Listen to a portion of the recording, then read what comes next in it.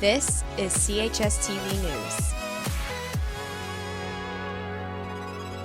Couple of good Easter messages for you today, Gales. First off, just before the Easter break, St. Patrick's Church came to the school and asked if our STEP squad would be willing to participate in their Easter video, which they produce every year for their parish.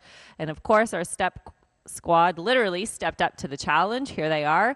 And this has been placed all over YouTube, and it was posted in the church bulletin. So thank you to the STEP squad for all of their participation. And today we have something also kind of special, bringing a little Easter joy to you.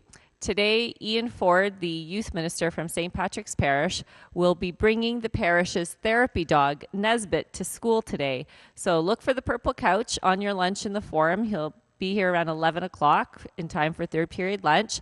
So come on down and feel the love from Nesbit. First of all, I do want to say I'm very, very pleased with the atmosphere here at Cathedral. Student behavior has been wonderful over the last month or so. I do still think we have got too many students in the hallways before the announcements and prayer. And again, I've mentioned to you before, we start at 8:30, which is later than a lot of other schools in our board start. So again, students, get yourselves in a habit of getting to class on time. We've had a great little stretch here with with March break. We've had 2 4-day weeks with the holy season of Easter. So we should all be rested up. Springtime's coming and it's starting to get warmer and sunny outside. So students, please get into a habit for the months of April, May, and June of getting here on time.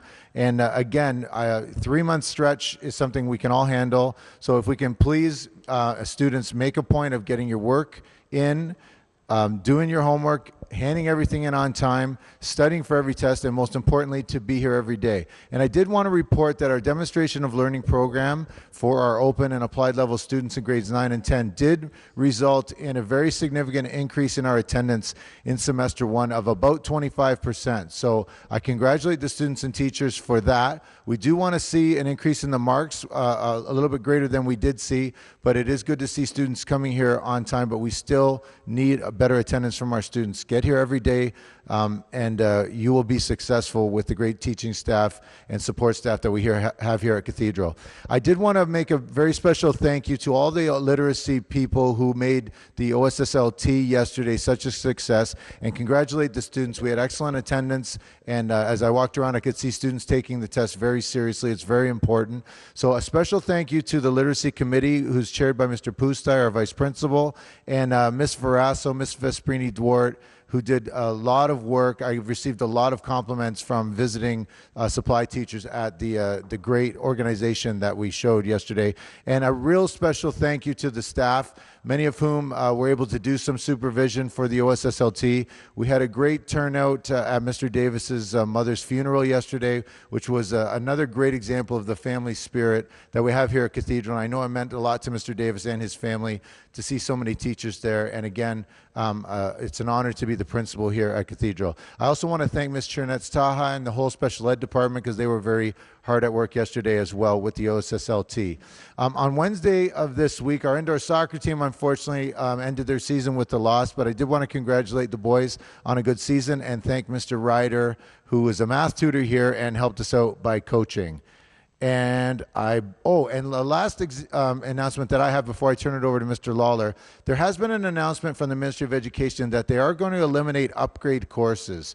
So some students, especially senior level students, will remember that you were able to go to summer school for a 2-week period if you received a mark of 45% or higher. So if you got 46, 47, 48%, or even if you passed the course and you wanted to upgrade your mark, you were able to go to summer school for a 2-week period and upgrade that. That whole ability or program has been eliminated. More information will be coming on this from Ms. Brotherston next week, but I did want to put out a notice to staff and students about that. For staff, there is an email from Mr. Lawler which outlines the situation for you. But again, students, we always are going to do our very best in school and we want to pass all our classes, but the option to upgrade if you had a mark, in the 40s, is not there anymore. So if you're going to repeat a course, you're going to have to repeat it in full, the full 110 hours. So that's something that I thought our students should know and our staff should know. And again, staff, please consult your emails. Otherwise, have a wonderful Friday, everyone. Good luck to the programming team who's competing up at Brebeuf today.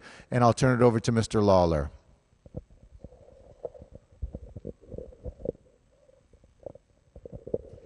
Thank you very much, Mr. Daly. Once again, I'd like to talk to you a little bit about lockdown today. So you might remember that a lockdown is defined by police as the restriction of movement during the time of a potentially serious violent incident within the school that would cause danger to the lives of students and staff. A lockdown is generally called when intruders enter into the building, meaning to do our community harm. In this semester, we will be conducting our lockdown drill during a lunch period to set up a more realistic scenario. So it's important that you take this drill very seriously, as it will closely mirror what an actual lockdown might look like. So let's continue to review some of our lockdown procedures with a particular focus on what to do if you're caught in a large space when the lockdown bell sounds. So once again, where we left off, teachers and students that may be caught in a hallway at the time of a lockdown will do the following. Retreat to the nearest unlocked classroom and, if possible, lock the door. Move everyone away from the doors and the windows.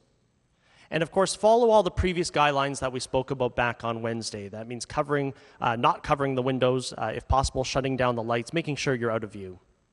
Second one for today, staff or students caught in the washrooms will do the following. Retreat to the stall furthest from the door and lock yourself in. Remain as calm and quiet as possible, and wait to be released by either the Hamilton Police Department or a school administrator. Don't open the door to the stall for anybody. Third, staff or students outside of the school. You are to move as far away from the building as possible, and keep in mind this might be a realistic possibility during a lunch. Remain outside until further directions are given by Hamilton Police. And lastly, teachers or students that are caught in the cafeteria will do the following. Flee the cafeteria from the exit doors to the field and move as far away from the building as possible, trying to congregate together on the very far side of the field.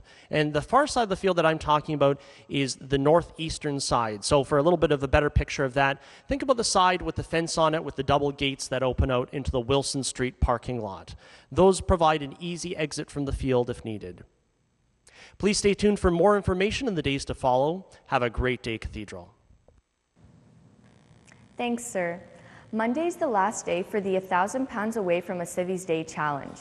Student council members will be collecting donations today and again on Monday. This is no April Fool's joke. We are at a risk of not having a Civvies Day next Tuesday. All students and staff are asked to bring in any donations for the annex on Monday. If the 1,000-pound goal has been met, we will announce the Civvies Day at the end of the day on Monday. But right now, it doesn't look good. Let's all do our part to restock the shelves of the annex and get that Civvies Day next week. March for Life permission forms are due today. If you sign up to attend the trip to Ottawa, please submit your signed forms and payment to Mr. DiPietro after school in room 342. And any Think Fast participants who have not yet handed in their Think Fast pledges, you have until today to do so. If you don't hand in your pledges, you only get half the volunteer hours. Our Lady of All Souls Pasta Supper on Saturday, April 9th needs 13 more volunteers to serve meals. Please sign up outside of the chaplain's office. You will also find more information on the bulletin board about this event. Also, our Easter Mass is on Thursday, April 14th. Anyone interested in participating as a reader or with a non-speaking role is asked to see Miss O'Keefe next week on your lunches. And all New York City travelers are reminded that your paperwork and final payments are past due. See Mr. Walker if you haven't already done so. Thanks from Mr. Walker. Graduates, have you picked up your username and password needed to book your grad photos? You can get your username and password from Mrs. Brotherston in guidance. Also, graduation profiles are now due.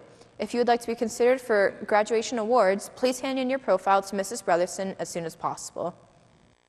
If you are a graduate planning to attend post-secondary schooling in either math, physics, music, or drama, listen up.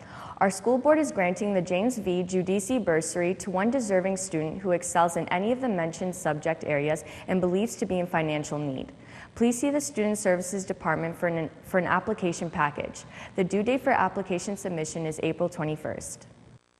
And speaking of post-secondary, 3 academic scholarships are available to graduating students who are members of the St. Anthony of Padua Parish. If you are pursuing post-secondary and are a member of this parish, please see Mrs. Marazzo or Mrs. Vesperini in guidance. Girls rugby players, please note that from Monday to Wednesday, we will be having mandatory practice at 2:45 on our backfield. Please dress for the weather and be prompt. There is work to be done before next Thursday's tournament. Players who need tournament permission forms are asked to see Ms. DiBiase in room 301 during your lunch period. Girls soccer tryouts will take place on Monday at 2:30 and Tuesday at 4:30. Tryouts are scheduled to be inside. However, if weather is permitting, it will be moved outside. Please bring soccer equipment for both indoor and outdoor. Girls of all grades are encouraged to try out. If you have any questions, please see Mrs. Aldred in the phys ed office.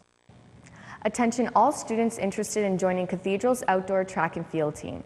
There will be a brief meeting Monday after school in room 206 at 2:40 p.m. Athletes from grades 9 to 12 are welcome. Practices will begin next week after school. This message is for all of the Lady Gales. Have you ever thought of playing any sort of baseball? Can you catch and throw a ball? If so, come see Coach Moss in room 323 after school today, or stop by the math office if you cannot attend.